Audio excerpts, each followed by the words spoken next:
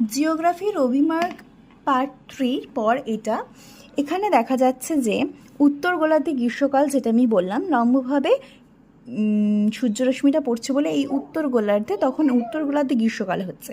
এখানে কিন্তু তখন দক্ষিণ গোলার্ধে অতটা ভালোভাবে সূর্যটা লম্বভাবে পড়ছে না, তির্যকভাবে পড়ছে, তাই এখানে হচ্ছে শীতকাল। সিমিলারলি দক্ষিণ গোলার্ধে শীতকাল কিভাবে হচ্ছে, এই যে বললাম এইভাবে, ঠিক আছে, এইভাবে উল্টোভাবেও হয়। আচ্ছা, এর পরের বিষয়টি হচ্ছে 21শে জুন যে কর্কট সংক্রান্তি হয় সেটা কি? তো সেটা হচ্ছে উত্তর গোলার্ধে দিন সব থেকে বড় আর দক্ষিণ গোলার্ধে দিন সব থেকে ছোট হয়, ঠিক আছে। সুমেরুবৃত্ত থেকে প্রায় 24 ঘন্টায় সূর্যকে দেখা যায়, আবার উল্টো দিকে কুমেরুবৃত্ততে 24 ঘন্টায় অন্ধকার থাকে। এই দিনটা হচ্ছে 21শে জুন, একে কর্কট ক্রান্তি বলা হয়। কেন? কারণ এই দিন পৃথিবীর নিচ কক্ষপথে এমন একটা জায়গাতে চলে আসে যে এই সময়টাতে 23.5 ডিগ্রি উত্তর অক্ষরেখা বা কর্কট ক্রান্তি রেখার উপর সূর্য লম্বভাবে সূর্যরশ্মি দেয়, ঠিক আছে।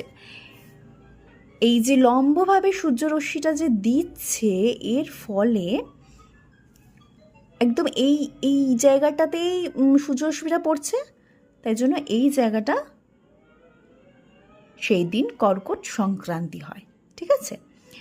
ঠিক সিমিলারলি 22শে ডিসেম্বর মকর সংক্রান্তি হয়।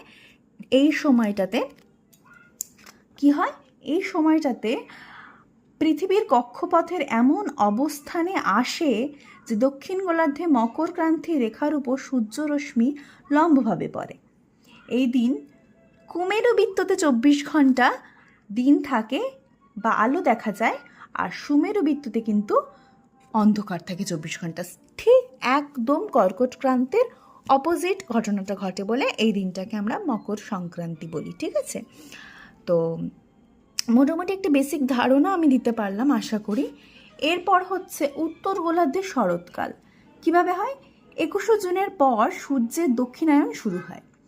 এই সময় সূর্যর যে রশ্মি সেটা লম্বভাবে বিষুবরেখার দিকে সরতে শুরু করে এবং 23শে সেপ্টেম্বর নাগাদ পৃথিবী এমন একটা অবস্থানে আসে যে বিষুবরেখার সূর্যের লম্ব রশ্মি পড়ে।